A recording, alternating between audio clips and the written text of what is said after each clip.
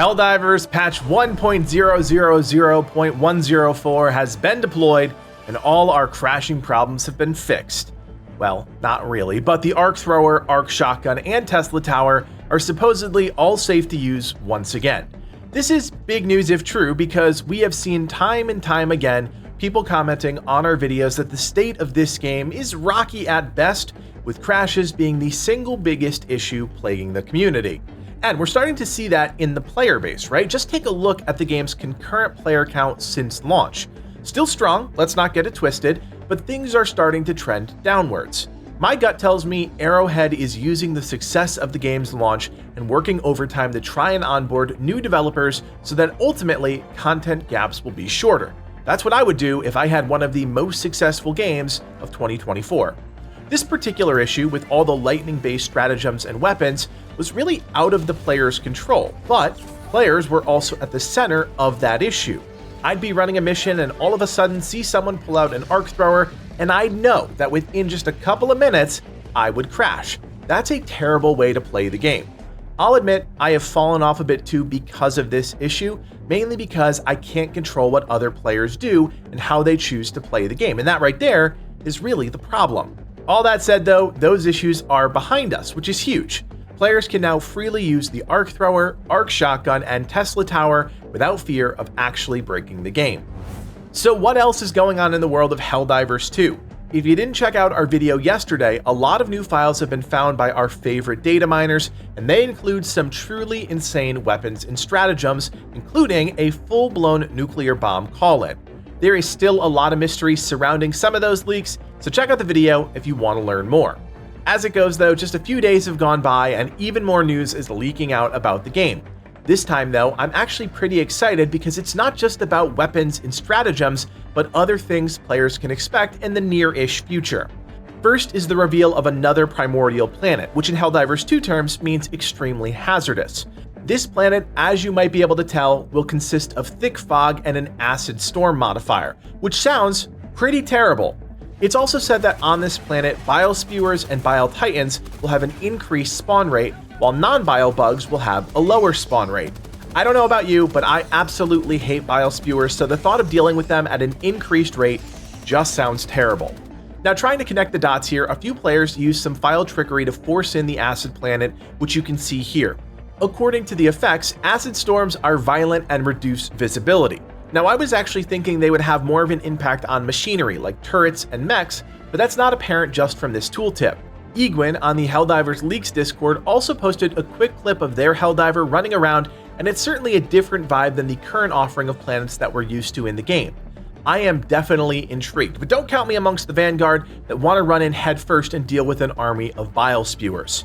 As a kicker, a recent leak also revealed the existence of an acid charger, a concept that genuinely never crossed my mind until now, and I hate it.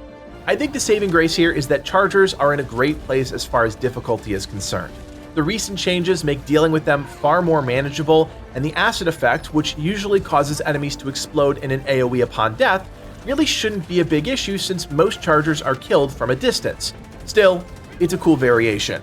Players also managed to make Super Earth spawn into the game, and while planet-side footage does exist, it doesn't look complete. And that makes sense, right? Given all the file manipulation needed to make it happen.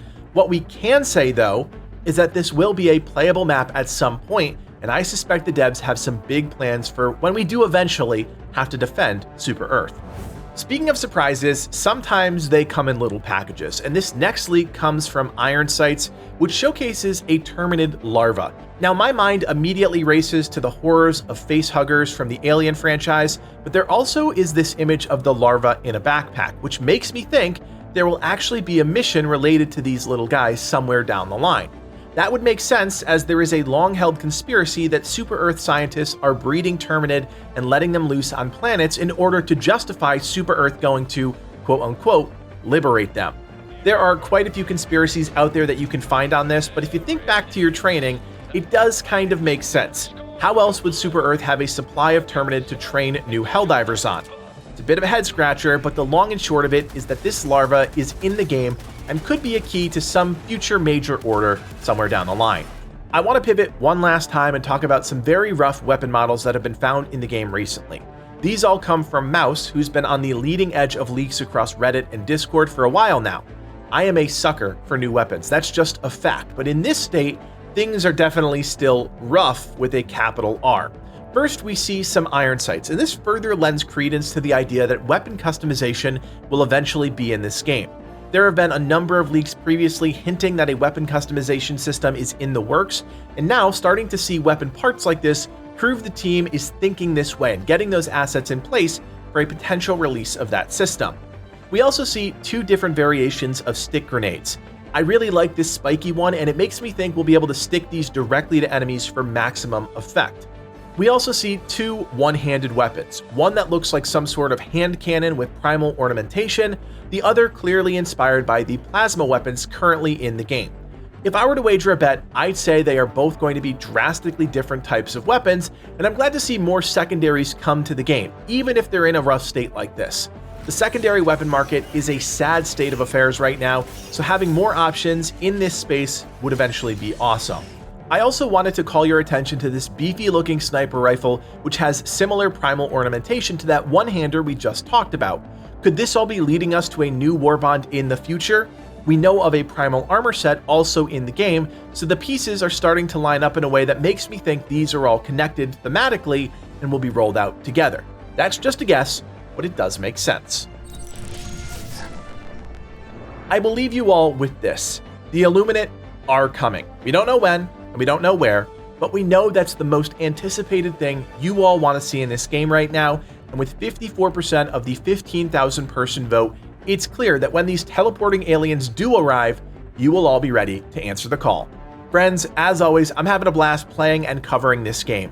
Today's news about lightning weapons being fixed is huge, so if you put the game on the shelf until those problems are solved, welcome back to the front. Of course, if you like our Helldivers 2 videos and you appreciate us getting right to the good stuff and not spending 5 minutes talking about memes every video, do me a solid, hit that thumbs up, and consider subscribing. My name is Kodiak, and from everyone here at Legacy Gaming, thanks for watching, and play on.